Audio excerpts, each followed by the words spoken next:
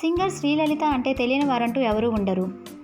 తను చిన్నప్పటి నుంచి పాడుతా తీయగా ప్రోగ్రాంలో వస్తూ ఎన్నో మంచి పాటలు పాడుతూ మనందరినీ ఎంతగానో అలరించింది.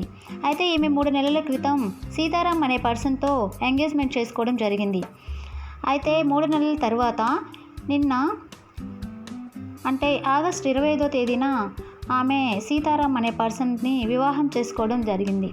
అయితే ఆమె తన ఇన్స్టాగ్రామ్ వేదికగా తన యొక్క బ్యూటిఫుల్ పిక్స్ని షేర్ చేశారు. ఈ వీడియోలో ఆ బ్యూటిఫుల్ పిక్స్ చూసి మీరు కూడా ఎంజాయ్ చేయండి. Thank you for watching. Please subscribe to my channel. Like the video.